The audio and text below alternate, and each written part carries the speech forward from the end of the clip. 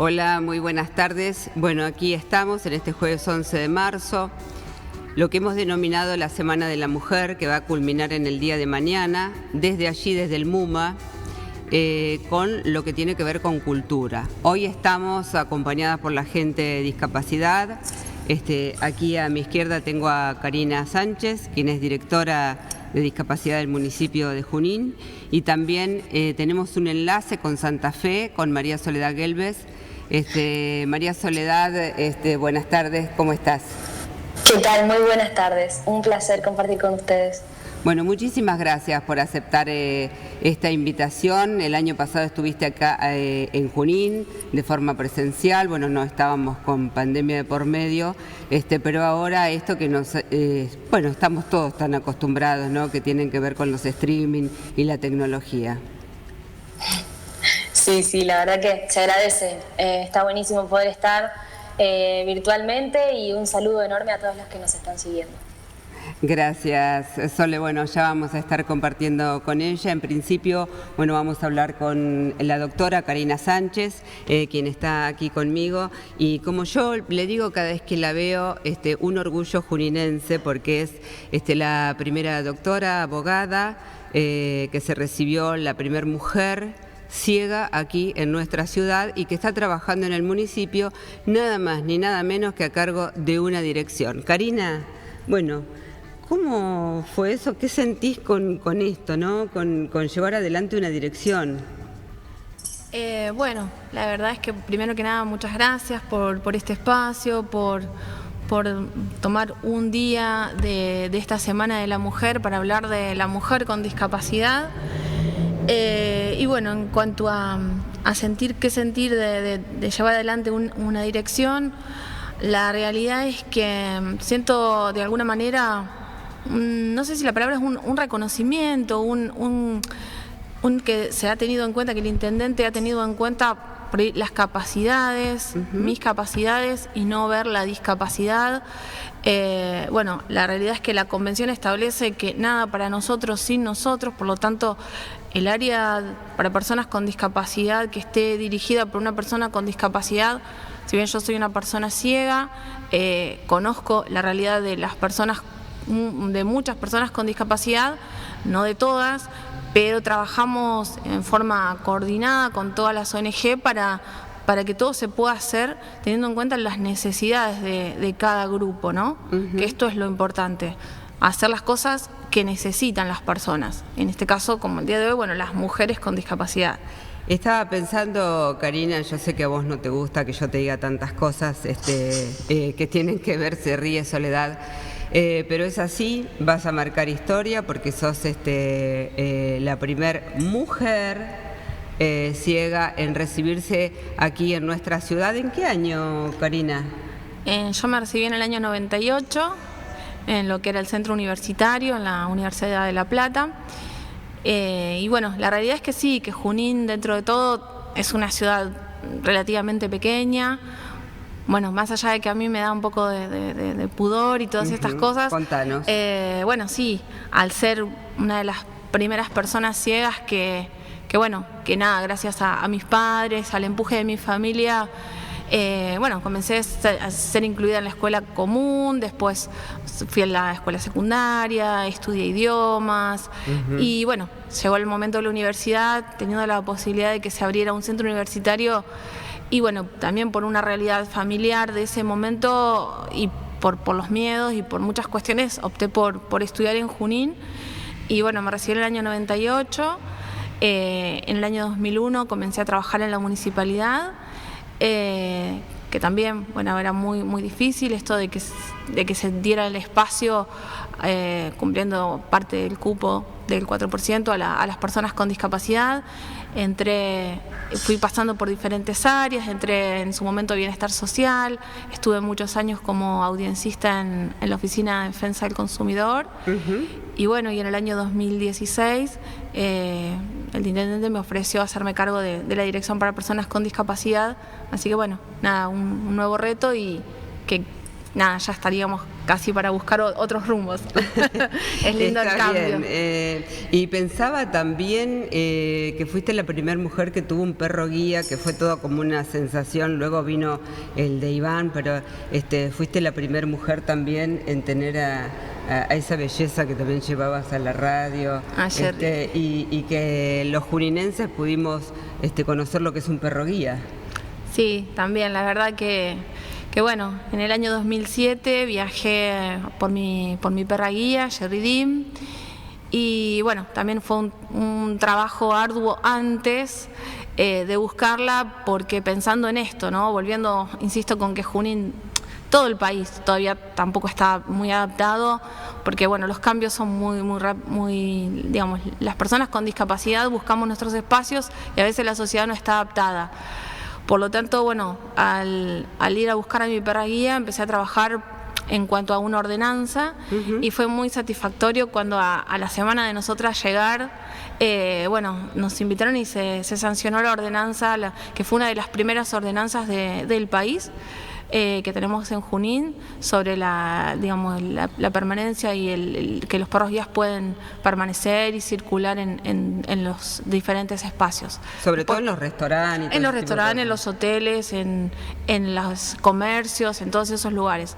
Hoy, bueno, ya esto fue en el año 2007, hoy ya tenemos una ley nacional y bueno, leyes provinciales y muchas más ordenanzas, pero en ese año 2007, con la llegada de Jerry, que bueno, ella estuvo presente en el momento en que se sancionó la ordenanza, así que fue también muy satisfactorio. Bueno, se le llena el corazón de alegría, ¿no?, de hablar de Jerry. Sí, realmente es. Y todos aquellos que la conocimos.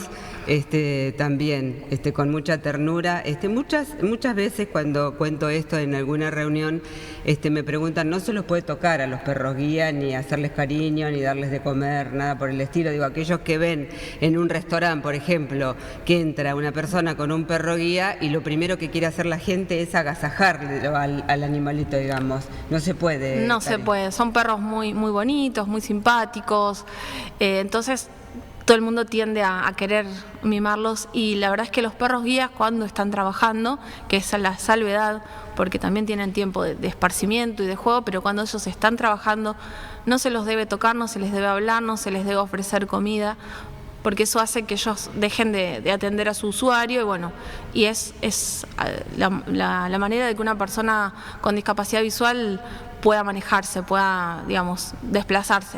Por lo tanto, el respeto a ese perro cuando está trabajando.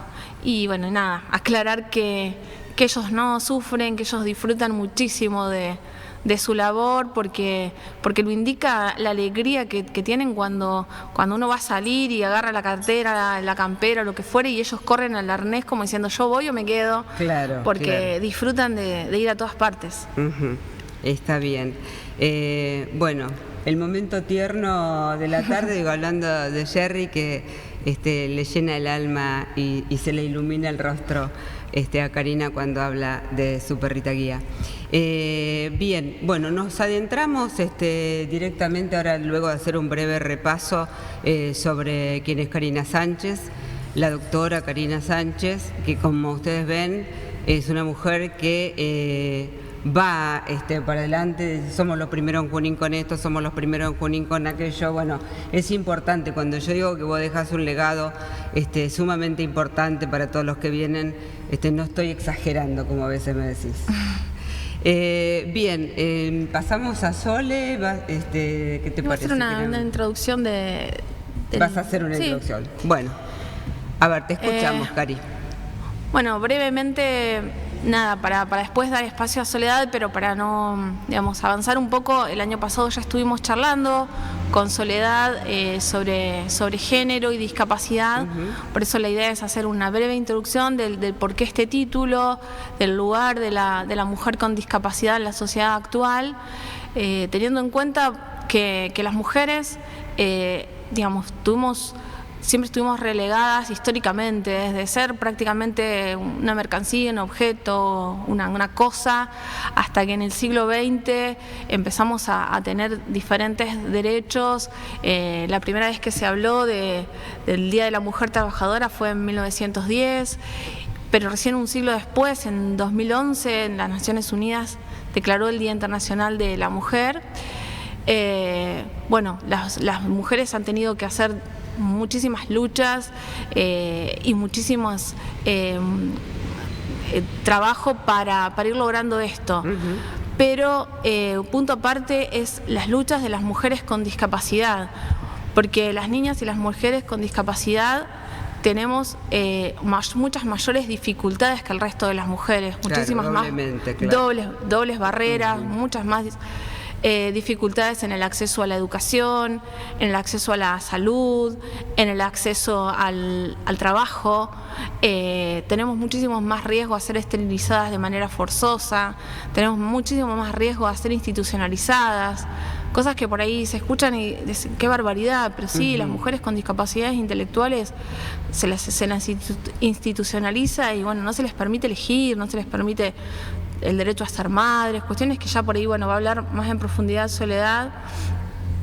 Estamos mucho más expuestas a la violencia doméstica, a los abusos, abusos intrafamiliares, al abandono, a los malos tratos. Por eso es muy importante hacer esta salvedad, ¿no? Los movimientos feministas han trabajado durante un siglo, pero las mujeres con discapacidad recién en los últimos años han tenido un espacio en este tipo de movimientos y aún cuesta que en las distintas declaraciones y en los distintos documentos de las propias mujeres haya un espacio para la discapacidad. Por eso es tan importante tener en cuenta, ¿no?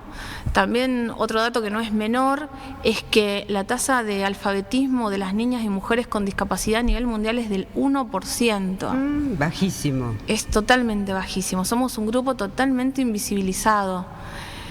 Así que nada, por ahí como decir estas pequeñas cositas que no son menores y terminar con que la Convención sobre los Derechos de las Personas con Discapacidad, que en nuestro país tiene rango constitucional, establece que las niñas y las mujeres con discapacidad tenemos mayor riesgo que el resto de la sociedad.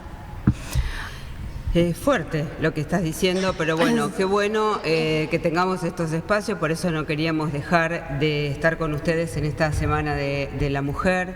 De alguna manera, para empoderarnos debemos conocer, y qué mejor que ustedes que nos traigan aquí precisamente a esta mesa, a esta charla en este jueves 11, para conocer un poco más.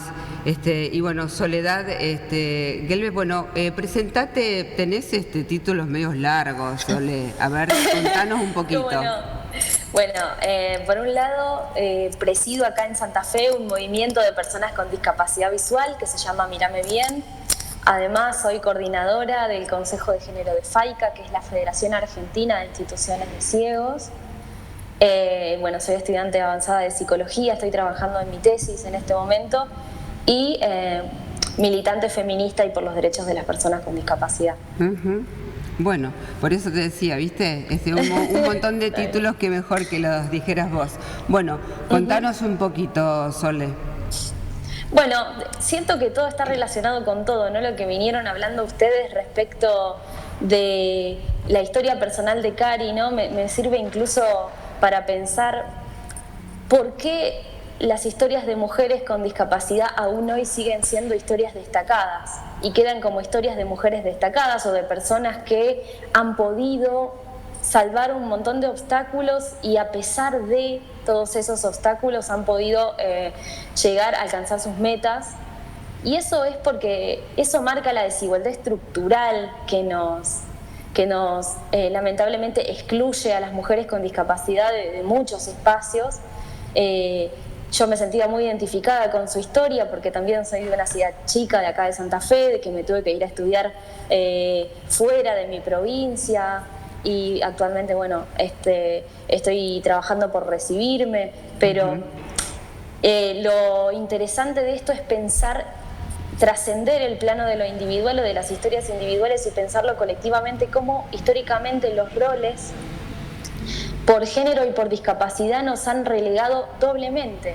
Porque si a las mujeres se las pensaba para actividades más que tenían que ver con lo doméstico, con lo privado, ¿no? A las mujeres con discapacidad, incluso con la improductividad, no tuvimos derechos políticos hasta muy, muy tarde en nuestra historia nacional. Entonces, a las mujeres con discapacidad se nos suma la idea de improductividad, que no tenemos nada para aportarle a las sociedades a nivel trabajo y a nivel profesional, por llamarle de alguna forma, la infantilización que cae sobre nosotras como que siempre fuéramos niñas, personas que no pudiéramos decidir, personas de las cuales se duda de nuestra capacidad de entender, personas que hemos sido muchas veces sobreprotegidas por nuestras familias o nuestros entornos, o no hemos sido suficientemente estimuladas, o hemos crecido en entornos desfavorables donde realmente no estuvieron dadas las condiciones para que pudiéramos hacer una vida tal y como lo hace cualquier otra persona sin discapacidad.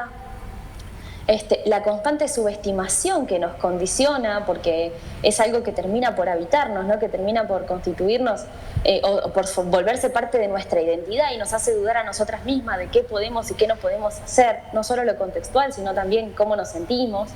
Y la sobreexigencia, que es otra cara de lo mismo, porque la sobreexigencia llega al perfeccionismo, y el perfeccionismo también a veces es un padecimiento para la persona que lo vive, ¿no? Para muchos puede ser una ambición personal, siempre tener algo más para hacer y otro logro para alcanzar, pero para otros termina siendo un motivo de mucho sufrimiento, ¿no?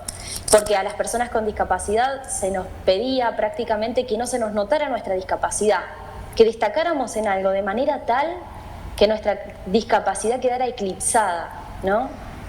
Y uno se pregunta, ¿por qué? ¿Por qué? ¿No? Claro. Entonces, estas cosas que decía Cari, que tienen que ver con el menor acceso a educación, el menor acceso a empleo o a servicios de salud de calidad y accesibles, que son cuestiones imprescindibles para nuestra vida, el menor acceso a información también accesible para formarnos sobre nuestros derechos. Uno no puede defender derechos que no conoce, que no sabe que tiene. Claro. Las tasas de alfabetismo tan bajas que nos mencionaba Cari hace que uno ni siquiera esté inscripta en un sistema, que el sistema es el que no tiene registro de nosotras, no nosotras del sistema, claro. ¿No? Que tampoco tengamos posibilidades de acceder a información segura sobre educación sexual integral, porque eso hace también la falta de acceso a educación, que no sepamos cómo cuidarnos, que no sepamos cómo ejercer tareas de cuidado sobre nosotras, o que no sepamos cómo prevenir situaciones de violencia o de abuso, porque las naturalizamos, no porque querramos naturalizarlas, sino porque no recibimos nunca información donde se nos diga esto que te están haciendo es violento y no se debe hacer. O la violencia institucional, incluso, que define la ley 26485, ¿no? La violencia institucional que se puede ejercer en cualquier área o servicio público donde se vulneren nuestros derechos. Imagínense las personas, los funcionarios públicos que desconozcan la perspectiva de discapacidad y que, por ejemplo, reciban una denuncia por violencia de género, claro, hacia una mujer con discapacidad, que no sepan que o que no interpreten, mejor dicho, que eso que le está pasando a esa mujer es violencia. Le puede decir, no, pero quédate tranquila, resolvamos esto de otra manera, y no solamente por machismo, sino también por desconocimiento de la perspectiva de discapacidad. Entonces, ¿qué pasa? A esa mujer se le vulneran doblemente sus derechos y está doblemente desprotegida. De todas estas cosas trabajamos tanto en el Consejo de Género como a nivel de nuestra militancia con las redes feministas de nuestras provincias, de nuestros lugares, de nuestras regiones, con las compañeras, tratando de dar a conocer estos derechos que nos son vulnerados, que nos han sido históricamente vulnerados. Imagínense lo que tiene que ver con el derecho vieron que en feminismo se habla mucho sobre autonomía de nuestros cuerpos, mi cuerpo, mi decisión, lo deben haber escuchado mucho, bueno, durante el tratamiento de la ley de IVE y demás. ¿Cómo hacemos las mujeres con discapacidad que tal vez necesitamos apoyo o asistencia para actividades de nuestra vida cotidiana? Y no hablo solo de discapacidad visual, tal vez se note mucho más en discapacidad motriz o en discapacidad intelectual, donde la figura de apoyo queda más clara, esa persona que te asiste para alguna actividad concreta de tu vida cotidiana. ¿Y cómo sabemos ahí que se está respetando, primero, estimulando y habilitando la autonomía de esa persona con discapacidad, y que se está respetando su voluntad? Cuando todavía está tan arraigado en el sentido común, que decida la familia, que se le pregunte al acompañante de la persona, le puede haber pasado a Cari, me puede haber pasado a mí, nos puede pasar a cualquier mujer con discapacidad hoy, que salgamos no sé, ni siquiera te digo una cuestión seria, a comer a un bar, sí, y que le pregunten a nuestra acompañante, ¿y ella qué va a pedir? ¿No? claro, claro. Nos pasa en la cotidianidad, entonces imagínense si no pasa mucho más en centros de salud donde nos piden que vayamos acompañadas, donde se toman decisiones por nosotras y no se nos dice. Han ocurrido casos y por eso se está buscando modificar leyes donde se atenta contra nuestra autonomía corporal porque no se nos da a elegir métodos anticonceptivos porque se supone que no vamos a ejercer nuestra sexualidad, donde no se nos informa, donde se nos esteriliza por autorización de nuestras familias sin explicarnos, mirá, vamos a realizarte esta práctica y esto va a significar que vos no vas a poder tener hijos. ¿No? Directamente la familia decide qué es lo mejor para vos. No, sobre todo pasa en discapacidad intelectual, y en mujeres con discapacidad intelectual institucionalizadas, como decía Cari, pasa mucho, que una forma de prevenir embarazos no deseados, que nunca se sabe igual si son no deseados o no, porque a las mujeres ni se les pregunta a veces, claro. Directamente es como decirte, para ahorrarse un problema a ellos como institución, se esteriliza masivamente a mujeres con discapacidad. Y pasa con varones, pero pasa en menor medida. Muchas de estas cosas tienen una fuerte impronta de género porque pasa mucho más en mujeres que en varones. Lo mismo que te decía de la sobreprotección, lo mismo que te decía de la falta de acceso a educación que repercute en la falta de acceso a la información, o la falta de acceso a empleo que repercute en la posibilidad altísima de que suframos violencia económica o situaciones de dependencia económica que nos impida irnos de lugares donde se nos está violentando. Tal vez vivimos con nuestros agresores que nos violentan, pero no nos podemos ir porque básicamente no tenemos un ingreso que nos permita vivir solas, y ni siquiera hablo de una ayuda estatal o de una asistencia, ¿no? Hablo de un trabajo, claro, donde podamos incluso crecer profesionalmente, donde podamos concursar por idoneidad y que se nos asigne un puesto y una función, como dice Cari. Como ejerce Cari en este momento, ¿no? Yo pienso que la clave está en preguntarnos, o la gran pregunta de la tarde sería, ¿por qué nuestras historias siguen siendo historias de mujeres destacadas con discapacidad que hemos logrado cosas o que de a poco vamos logrando cosas, y no pasa colectivamente que se piensa en el colectivo de mujeres con discapacidad como un actor social, como un sujeto político, como un movimiento potente que, así como lucha por sus derechos, que el resto de los feminismos y el resto se puede acompañar nuestras luchas y retomarlas, ¿no? Y pensar, sí. No, estaba pensando en todo lo que vos decís, ¿no? Karina, ¿vos qué pensás con respecto a todo esto, esta realidad que les toca vivir? Es así, nosotros, digamos, somos de alguna manera las personas, nosotras dos que estamos hablando acá, somos unas privilegiadas por historia familiar, pero uno cuando se reúnen en charlas o en encuentros de género en provincias o en distintos lugares, por ahí Soledad conocerá un poco más que yo, pero cuestiones muy básicas como las mujeres no saben, digamos, las familias ni siquiera le enseñan a asearse. Es terrible, ni a hablar, ni a levantar la cabeza. Esto tiene que ver con ayornar un poco a los papás, digo, a lo mejor como por un miedo a hacerles mal. ¿Dónde creen que está ustedes el problema en aquellos papás que no logran por ahí liberarlos un poco? ¿Dónde está la traba? Yo creo que el temor es, muchas veces puede tener que ver con la falta de expectativas, porque es cierto que probablemente nadie espere tener un hijo con discapacidad. Eso no se nos dice, pero es una cuestión social muy fuerte. La discapacidad sigue siendo algo que se teme, que no se desea para sí. Nadie diría, che, qué bueno, ¿no? Yo quisiera tener discapacidad también para ver qué se siente. La verdad que no. Siempre se nos muestra la discapacidad como algo de lo que te tenés que reponer. Pensémoslo así, si es algo de lo que nos tenemos que reponer es porque se nos está diciendo implícitamente que es algo malo, que lamentablemente pasó, que no debería haber pasado y que es algo malo. En contrapartida a eso hay movimientos militantes de discapacidad hoy que militan desde el orgullo DISCA se llama, son movimientos más jóvenes de personas que militan su identidad de discapacidad no ya como negativa, sino como positiva, como una identidad política, claro. ¿no? Como ha pasado con la comunidad LGBT, que se han repuesto de discursos de odio que durante años nos han estigmatizado. Discapacidad sigue pasando esto, que tal vez los padres, las familias y el entorno en general los atraviesa mucho la lástima o el temor, o este temor mezclado con alivio de menos mal que no me pasa a mí, que no me pasó a mí. Entonces, las expectativas sobre ese hijo pueden ser unas expectativas muy limitadas, ¿no? Por usar una palabra, de decir, bueno, con que logre alguna cosita.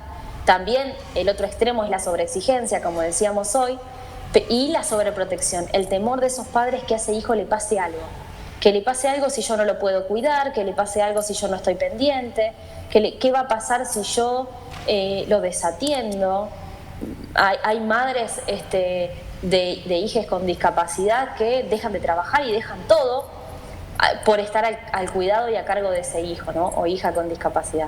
Pero eso nos termina a la larga haciendo muy mal y generando una limitación muy grande, mucho más de la que nos pueden generar los entornos en sí. O bueno, que se suma, ¿no? A la que nos pueden generar los entornos en sí. Entonces sí, yo creo que es una cuestión de expectativas y de temores, y que hay que hacer. Una de las propuestas que yo iba a mencionar como para cierre de cómo repensarnos y cómo repensar la idea de discapacidad que todos tenemos es esto: hacer una revisión profunda, que más allá de que hoy hablemos de inclusión y que hablemos de entornos accesibles y que la convención nos ayude y sea algo que en la letra nos acompañe mucho y esté divino y esté súper completo, porque abarca cada uno de los ejes de nuestra vida cotidiana y nuestros derechos, sigue faltando una revisión profunda sobre qué siente cada uno ante una persona con discapacidad o ante la discapacidad en general, la discapacidad como temor, ¿no? Sole hablaba, ¿no? de esto de la letra y de la letra de la convención, y bueno, escuchando, ¿no? de la discapacidad y del movimiento, estos movimientos del orgullo disca. La realidad es que la discapacidad, la convención dice que es una deficiencia y que la deficiencia está, y que la deficiencia con una barrera.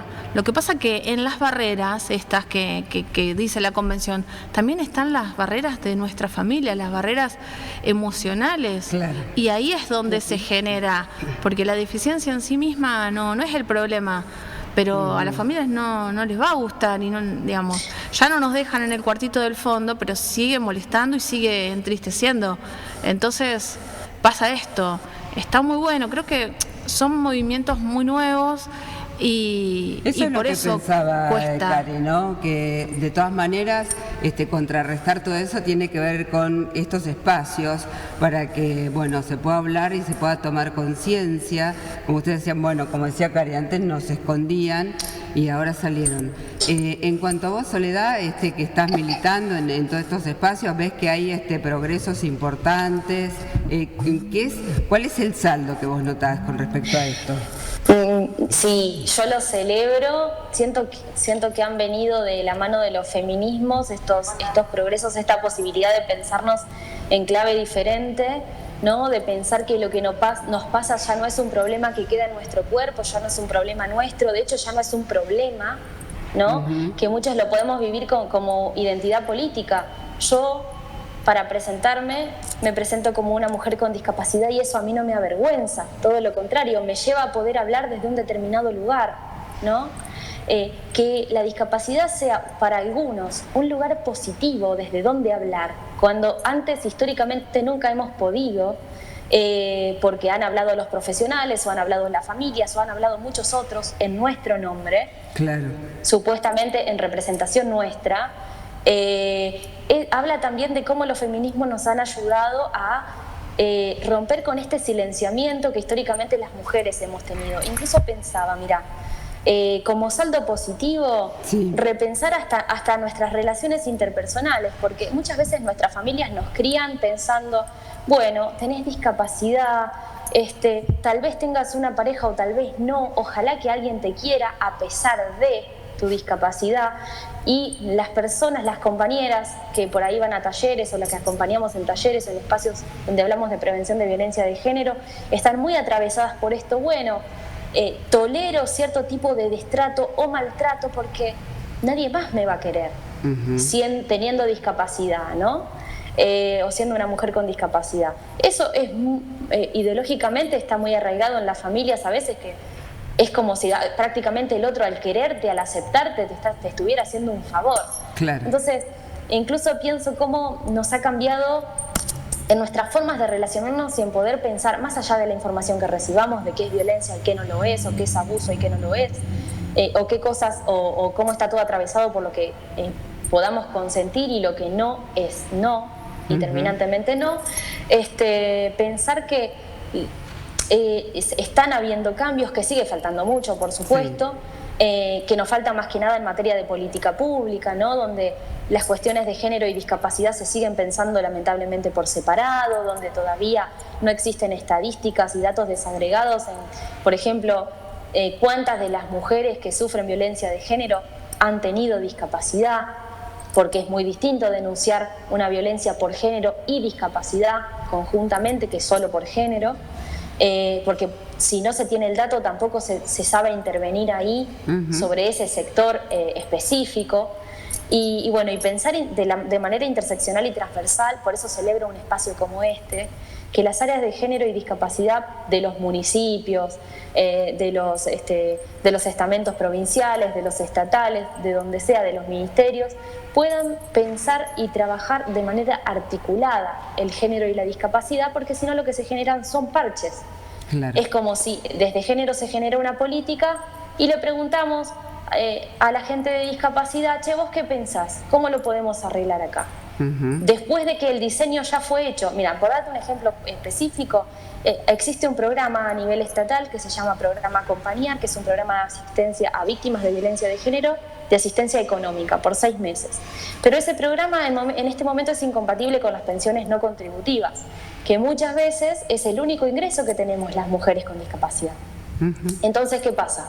Si una mujer con discapacidad necesita irse de su hogar porque está siendo violentada y el único ingreso que tiene es la pensión no contributiva, no puede acceder a este programa. ¿Por qué? Porque no se pensaron las incompatibilidades y porque no se pensó que las mujeres con discapacidad, lamentablemente, también podemos pasar por situaciones de violencia de género.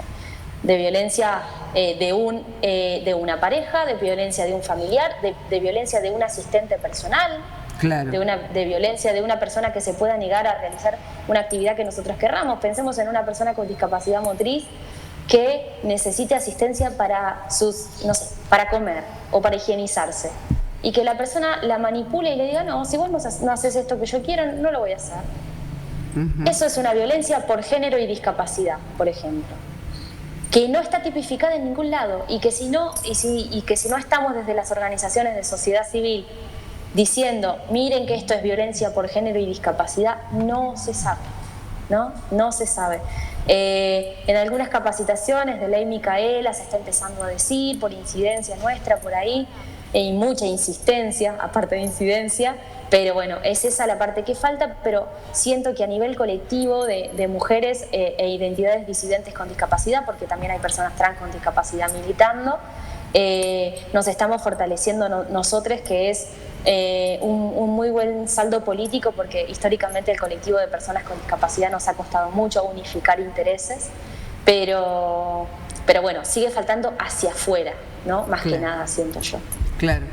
Estaba pensando que por lo que ustedes traen aquí a la mesa, básicamente el primer paso deberían darlo los papás, con una contención y una apertura, ¿no? Con respecto a darles cierta libertad y empezar a confiar en ustedes. Digo, me parece, Cari, por lo que están charlando, que muchas veces es de la misma familia, ¿no? Sí, en todos los ámbitos, desde la familia, desde la escuela, claramente desde la familia, de no tener miedos, de aceptar, digamos, la discapacidad como algo más que tiene uno de sus hijos, y de ahí en más, bueno, pero en todos los ámbitos, en todos, es en las familias, es en la escuela, es en todos lados, es el médico, es el odontólogo, es todo el mundo, es la sociedad. Claro. Porque a veces los padres pueden ser un poco más abiertos, pero el médico no acepta atender a una mujer con discapacidad si no va acompañada por la mamá. Claro. Entonces estamos como que, sí también los padres, pero toda la sociedad, los profesionales de salud, los docentes. Cuando un alumno con discapacidad no estudia, hay que hablar con el alumno como el resto, no hay que hablar con la mamá. Claro, claro, entiendo. Bien, estamos en tiempo de cerrar, la verdad que es por demás de interesante. Soledad, para redondear, te quería consultar cómo estuvieron trabajando pandemia mediante. Estuvimos trabajando muchísimo virtualmente y agradecemos la virtualidad para muchas de nosotras. Ha sido favorable en el sentido de que nos ha permitido conectarnos. FAICA es una federación en la que participan organizaciones de todo el país, entonces las compañeras del Consejo de Género hemos podido estar mucho más activas porque las actividades han sido virtuales y nos fue más fácil conectarnos, pero también es cierto, y nos ha permitido participar de espacios donde tal vez no hubiéramos podido, porque fíjense que no siempre en las marchas, en los espacios de movilización que se proponen, podemos participar las corporalidades con discapacidad por las limitaciones que podamos tener, ya sea para llegar o para permanecer o para estar de pie o para caminar o para lo que fuere, ¿no? A seguir el ritmo de lo que son las marchas y lo vertiginoso que puede llegar a ser todo eso. Pero también pudo haber habido una cuestión negativa en cómo repercutió fuertemente en la pobreza del sector del colectivo de personas con discapacidad y de mujeres con discapacidad, que ustedes saben que discapacidad más pobreza es prácticamente doble discapacidad, ¿no? Por la inaccesibilidad que conlleva, por la exclusión que conlleva. Entonces, realizamos un encuentro para evaluar el impacto del COVID y de la pandemia en el colectivo de mujeres con discapacidad, y hubo algo que me permito comentarlo porque me impactó muchísimo y siento que lo tenemos que repensar como sociedad. Hubo compañeras que dijeron, la verdad que a mí el aislamiento me da igual, la cuarentena me da igual o me es indistinta porque yo no puedo salir de mi casa, haya pandemia o no, ¿no? Claro, qué fuerte, tal cual. Y yo pensaba que en 2020 fue esto, ¿no? Que en 2020 sigamos escuchando testimonios así, que por más que no sea la realidad de todas y de todos, nos tiene que tocar algo, nos tiene que conmover, nos tiene que movilizar y nos tiene que decir que si bien estamos haciendo, nos está faltando mucho, o nos faltaría apurarnos, o nos faltaría repensarnos, porque no puede ser que haya compañeras todavía que digan, a mí si hay aislamiento obligatorio, si hay cuarentena o no, me da igual porque a mí me cuesta salir de mi casa, yo no puedo, ¿no? Porque no están dadas las condiciones para que salgan. Tal cual, fuerte lo que vos decís, y es cierto, es evidente que viven un aislamiento permanente. Y pensaba, Karina, con respecto a esto, que vos también habías hecho muchos grupos de gente de la zona, donde venían acá y charlaban, y había muchos avances en cuanto a eso. Se había avanzado mucho, bueno, claramente la pandemia hizo que bueno, todo esto se siguiera de manera virtual. Sí. La virtualidad para las personas con discapacidad en algún punto ayuda, en otro punto no tanto, porque también aísla más, encierra más, sí permite conectarte, como en el caso de tener, digamos, algo muy federal, pero las personas que están acostumbradas a estar adentro de sus casas, esto de la virtualidad también los encierra más. Y bueno, y después la pobreza y el no tener a veces contar con dispositivos, con conexión a internet, hace que bueno, que sea casi imposible. Claro. Hay personas con discapacidad que ni con pandemia ni sin pandemia, porque sin pandemia no tienen las herramientas para poder tomarse una combi y venir de la zona hasta acá.